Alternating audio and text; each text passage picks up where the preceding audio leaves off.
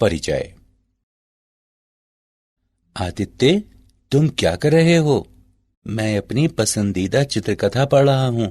और तुम लैपटॉप पर क्या कर रहे हो? मैं अपने मित्र के साथ वीडियो चैट कर रहा हूं। Video chat? वो क्या है? यहां आओ, ये देखो। इंटरनेट की मदद से वीडियो चैट किया जा सकता है। यह संचार व्यवस्था का एक अनुप्रयोग है। संचार व्यवस्था में 3 बड़े घटक हैं: प्रेषक, संचार चैनल और अभिग्राही। वीडियो चैट में मैं प्रेषक, इंटरनेट संचार चैनल और मेरा मित्र अभिग्राही है। ठीक है, अब मैं समझ गया और मैं इसके बारे में और जानना चाहता हूं। छात्रों, हम लोग आज संचार व्यवस्था के बारे में बहुत ज्यादा अध्ययन करेंगे।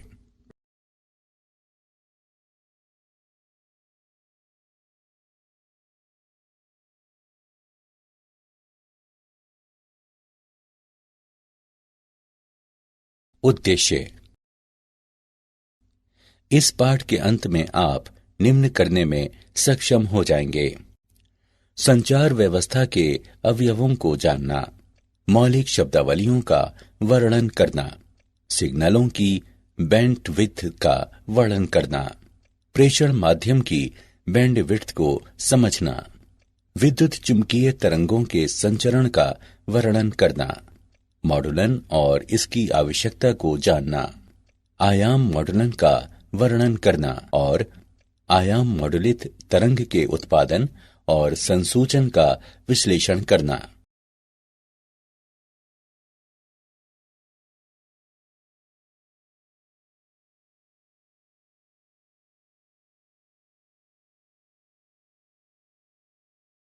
संचार व्यवस्था के अवयव।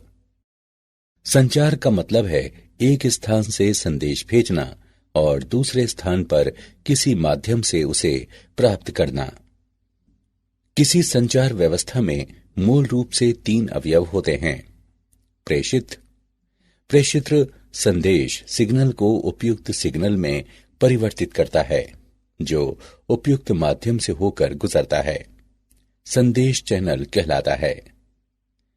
संदेश चैनल यह एक माध्यम है जो संदेश को उपयुक्त सिग्नल के रूप में एक स्थान से दूसरे स्थान में ले जाता है। प्रत्येक चैनल में प्रसारण के दौरान ऊर्जा की क्षति होती है। अभिग्राही। अभिग्राही प्रेषित द्वारा तैयार उपयुक्त सिग्नल को वास्तविक संदेश में परिवर्तित करता है।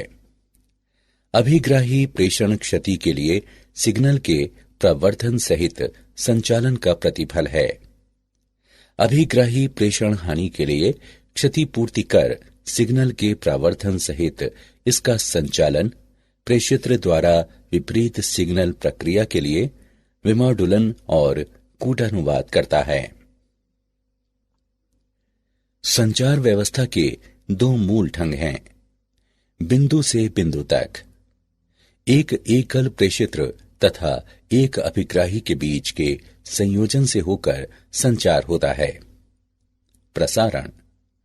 किसी एकल प्रेषित्र से बहुत से अभिग्राही के संयोजन के लिए संचार होता है।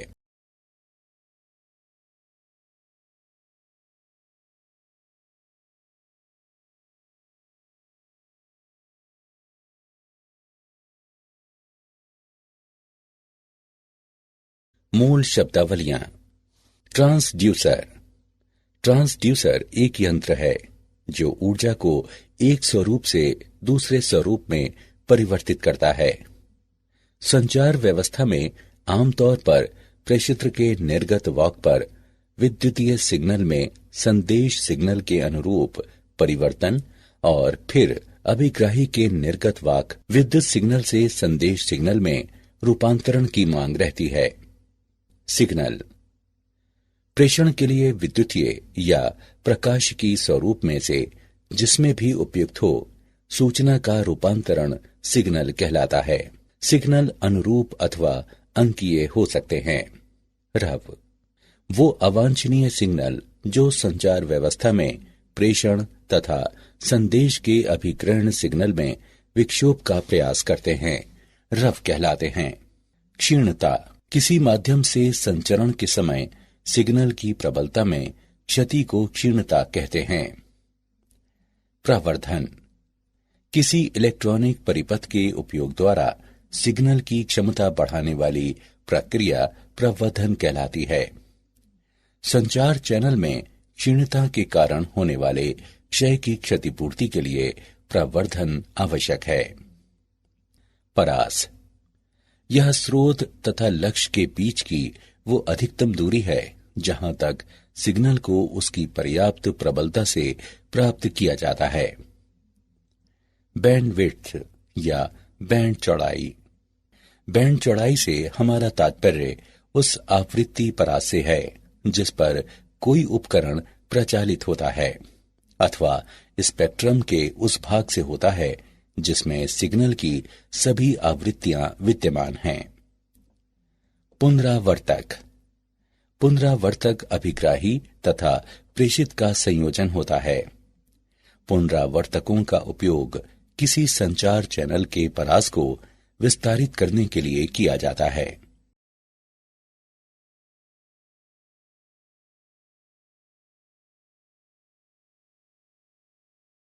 सिग्नल की बैंड चौड़ाई, बैंड चौड़ाई आवृत्तियों का परास है जो आवाज की सूचना को ले जाता है। शून्य बैंड चौड़ाई के सिग्नल की सूचना शून्य होती है। अधिक सूचना के सिग्नल के लिए अधिक बैंड चौड़ाई की जरूरत होती है। एक सिग्नल की बैंड चौड़ाई b है जिसमें आवृत्तियों का परास है। b बराबर डेल्टा f बराबर f2 माइनस f1, जहां f2 उच्च और f1 निम्न सार्थक आवृत्ति का सिग्नल है। उदाहरण के लिए दूरभाषवाणी सिग्नल की बैंड चौड़ाई जहां b बराबर 3 किलोहर्ट्ज, f2 बराबर 3 किलोहर्ट्ज और f1 बराबर 0 है। सूचना के स्रोत द्वारा आधार बैंड सिग्नल उत्पन्न होते हैं। प्रेषण के उद्देश्य से मॉड्यूलन प्रक्रिया द्वारा आधार बैंड सिग्नल को उच्च आवृत्ति में रखा जाता है, तब ये पास बैंड कहलाता है। प्रेषण माध्यम की बैंड चौड़ाई, प्रेषण चैनल 3 प्रकार के होते हैं। तार, व्यापक रूप से इस्तेमाल किया हुआ तार माध्यम समाक्षीय केबल है। समाक्षीय की बैंड चौड़ाई लगभग 750 मेगाहर्ट्ज है। ऐसे केबलों को आमतौर पर 18 गीगाहर्ट्ज से नीचे संचालित किया जाता है। मुक्त आकाश, मुक्त आकाश प्रेषण माध्यम व्यापक परिसर की आवृत्तियों कुछ किलोहर्ट्ज से कुछ गीगाहर्ट्ज पर रेडियो तरंगों को संचारित करता है। ये आवृत्ति आगे विभिन्न सेवाएं आवंटित करने के लिए विभाजित हो जाती है। प्रकाशिकी तंतु, किसी प्रकाशिकी तंतु की आवृत्ति परिसर 1 टेराहर्ट्ज से 100 टेराहर्ट्ज है। ये 100 गीगाहर्ट्ज से अधिक बैंड चौड़ाई प्रदान करता है।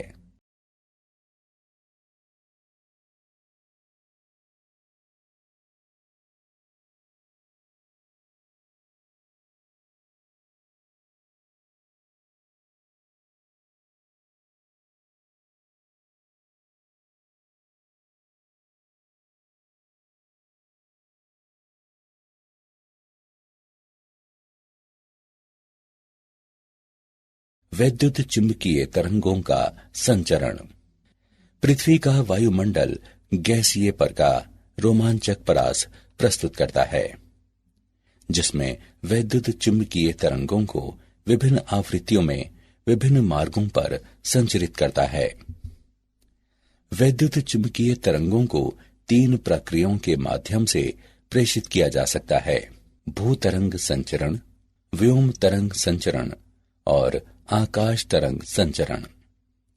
भूतरंग संचरण, ये एंटीना द्वारा विकृत तरंगे हैं जो भूसतह के साथ समानांतर या निम्न कोणों पर गमन करते हैं। जब भूतरंगे भूसतह के ऊपर से गुजरती हैं पृथ्वी के वायुमंडल द्वारा अवशोषित हो जाती हैं, इसलिए वे थोड़ी ही दूरी तय करके समाप्त हो जाती हैं। यहां भूतरंगे केवल 500 हर्ट्ज से 1500 किलोहर्ट्ज की कम आवृत्तियों के संचरण को झेल पाती हैं। व्योम तरंग संचरण। व्योम तरंगे वायुमंडल के क्षोभ मंडल तक ही सीमित हैं और इसके दो घटक हैं। प्रत्यक्ष तरंगे।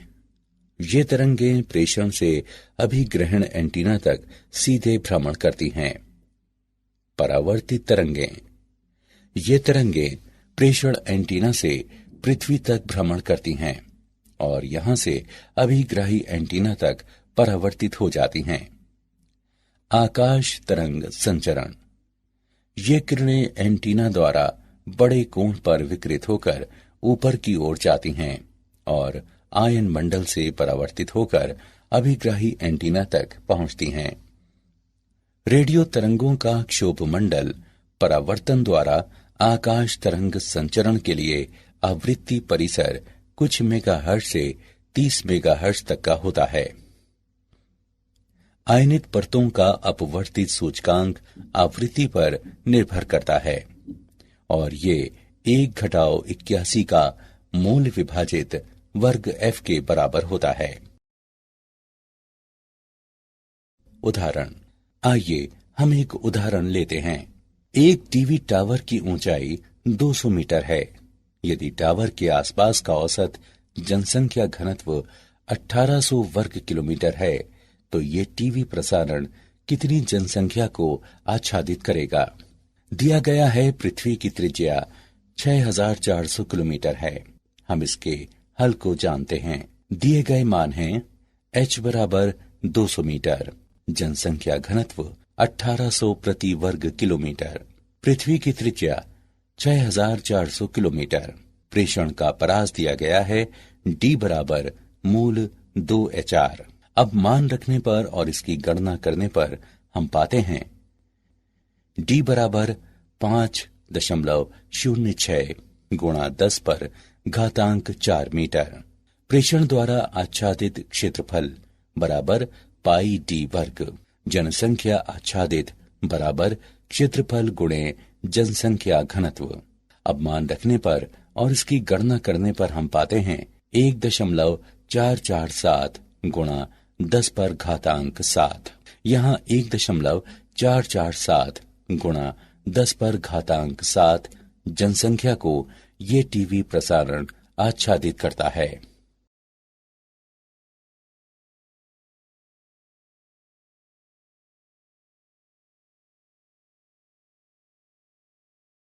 मॉड्यूलन और इसकी आवश्यकता। मौलिक रूप से निम्न आवृत्ति के सूचना सिग्नल को लंबी दूरी तक प्रेषित नहीं किया जा सकता है। अतः सूचना सिग्नल को उच्च आवृत्ति वाली रेडियो तरंग में अध्यारोपित करना जरूरी हो जाता है। इसे वाहक तरंग कहते हैं। सूचना सिग्नल को उच्च आवृत्ति रेडियो तरंग में अध्यारोपण मॉड्यूलन कहलाता है। एंटीना का आकार। किसी सिग्नल को प्रेषित करने के लिए हमें किसी एंटीना की आवश्यकता होती है। कोई एंटीना उस सिग्नल में समय के साथ होने वाले परिवर्तन उचित रूप से संवेदन कर सके। इसके लिए ये आवश्यक है कि इस एंटीना का साइज उस सिग्नल से संबद्ध तरंग दैर्ध्य के तुलनीय हो और साइज कम से कम लैम्ब्डा विभाजित 4 विमा हो। 30 किलोहर्ट्ज आवृत्ति की किसी ईएम यानी वैद्युत चुंबकीय तरंग की तरंग दैर्ध्य लैम्ब्डा 10 किलोमीटर है। स्पष्ट है कि इस लंबाई के तुलनीय साइज का एंटीना निर्मित करना तथा प्रचालित करना संभव नहीं है। अतः हमारे न्यून आवृत्ति आधार बैंड सिग्नल में निहित सूचना को किसी उच्च रेडियो आवृत्तियों में प्रेषण से पूर्व रूपांतरित करने की आवश्यकता होती है। एंटीना द्वारा शक्ति विकिरण। विकिरित शक्ति L विभाजित लैम्ब्डा का वर्ग है। ये प्रदर्शित करता है कि समान लंबाई के एंटीना के लिए आवृत्ति बढ़ने के साथ विकिरित शक्ति भी बढ़ती है। अतः किसी लंबी तरंग दैर्ध्य के आधार बैंड सिग्नल द्वारा प्रभावी शक्ति विकिरण कम होती है। अतः किसी अच्छे प्रेषण के लिए हमें उच्च शक्ति चाहिए और इसीलिए ये तथ्य दिया गया है। हमें प्रेषण के लिए उच्च आवृत्ति के उपयोग की आवश्यकता को दर्शाता है। विभिन्न प्रेषित्रों से प्राप्त सिग्नलों का मिश्रण। यदि कई प्रेषित्र एक साथ आधार बैंड सिग्नलों का प्रेषण करते हैं तो उन्हें अलग करना मुश्किल हो जाता है।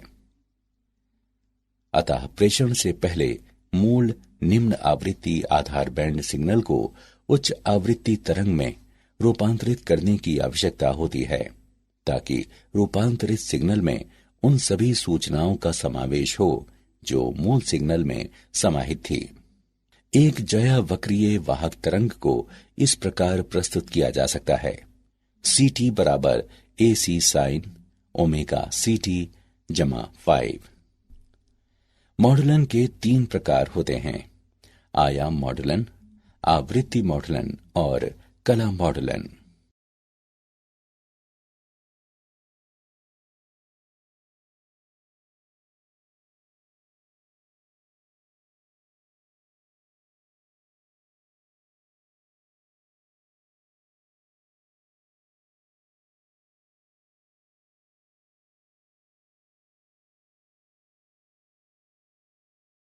आयाम मॉडुलन।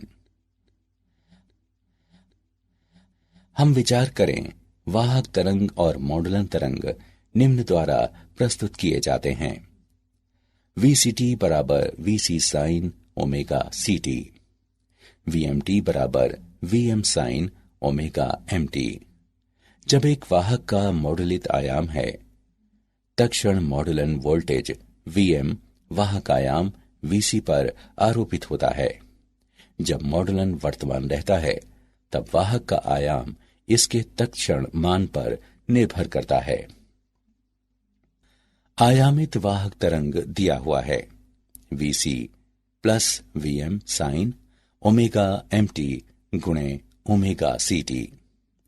इसे इस प्रकार से लिखा जा सकता है: VT बराबर VC sine omega CT plus mu VC sine omega MT sine omega CT, जहां म्यू बराबर VM बटे VC मॉडुलन सूचकांक कहलाता है। उपयुक्त समीकरण को हम निम्न प्रकार से लिख सकते हैं: यहाँ FC माइनस FM नीचे की ओर बैंड आवृत्ति कहलाता है और FC प्लस FM नीचे की ओर बैंड आवृत्ति कहलाता है। इस प्रकार AM तरंग FC आवृत्ति और FC से थोड़ी सी अलग 2 ज्या वक्रीय तरंगों की वाहक तरंग से बनी है, जिसे पार्श्व बैंड कहा जाता है।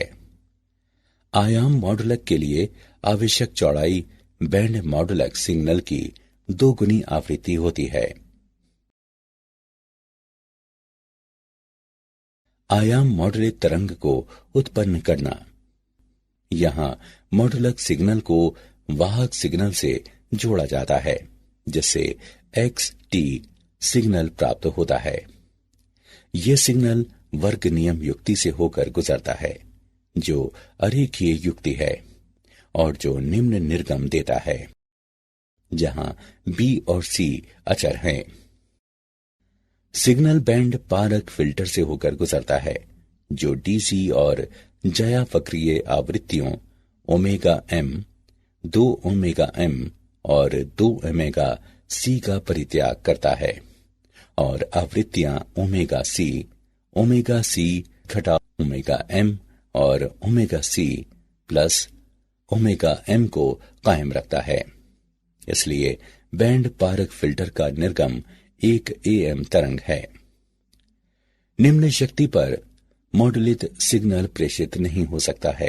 अपरिवर्तक बाद में शक्ति प्रवर्धक हो जाता है, जो आवश्यक शक्ति प्रदान करता है, और उसके बाद मॉडुलित सिग्नल उपयुक्त आकार के विकिरण के लिए एंटीना को पुष्ट करता है। आयाम मॉडुलित तरंग का संसूचन। संसूचन वह प्रक्रिया है जिसके द्वारा मॉड्यूलेट वाहक तरंग से मॉड्यूलिक सिग्नल की पुनः प्राप्ति की जाती है। प्रेषित संदेश चैनल के माध्यम से संचरण के दौरान क्षीण पड़ जाता है, इसलिए अभिग्राही एंटीना के पीछे प्रवर्धक और संसूचक लगाया जाता है। वाहक आवृत्ति निम्न आवृत्ति में बदल जाती है जो मध्यवर्ती आवृत्ति कहलाती है। तब संसूचित सिग्नल को प्रवर्धित करने की जरूरत महसूस होती है।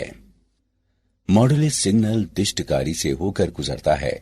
सिग्नल का एनवेलप संदेश सिग्नल होता है और तब सिग्नल एनवेलप संसूचक से होकर गुजरता है।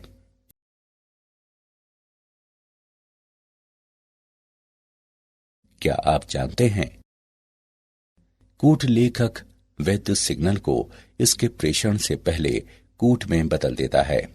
ये बेहतर सुरक्षा प्रदान करता है। एक द्वैध संचार व्यवस्था ऐसी प्रणाली है जो दो युक्तियों से जुड़ी होती है और वे दोनों दिशाओं में एक दूसरे से संवाद का संचरण कर सकती हैं। बेल लैब्स ने सन 1947 में सबसे पहले सेलुलर रेडियो टेलीफोन नेटवर्क प्रस्तुत किया था। वर्ष 1994 में अमेरिकी सरकार ने इंटरनेट पर नियंत्रण किया था और संचार में गति प्रदान करने के लिए WWW की उत्पत्ति हुई थी।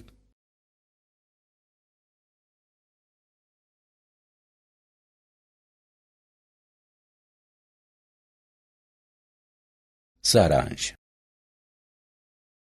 आइए हमने जो कुछ सीखा है उसे संक्षेप में दोहराएं। संचार का मतलब है एक स्थान से संदेश भेजना और दूसरे स्थान पर किसी माध्यम से उसे प्राप्त करना। संचार चैनल एक माध्यम है जो संदेश को उपयुक्त सिग्नल के रूप में एक स्थान से दूसरे स्थान में ले जाता है। प्रत्येक चैनल में प्रसारण के दौरान ऊर्जा का नुकसान होता है।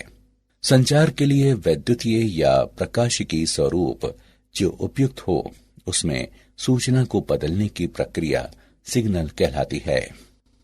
बैंड चौड़ाई आवृत्तियों का परास है जो वाणी की सूचना को ले जाता है। शून्य बैंड चौड़ाई के सिग्नल की सूचना शून्य होती है। ये किरणें एंटीना द्वारा बड़े कोण पर विकृत होकर ऊपर की ओर जाती हैं और आयन मंडल से परावर्तित होकर अभिग्राही एंटीना तक पहुंचती हैं।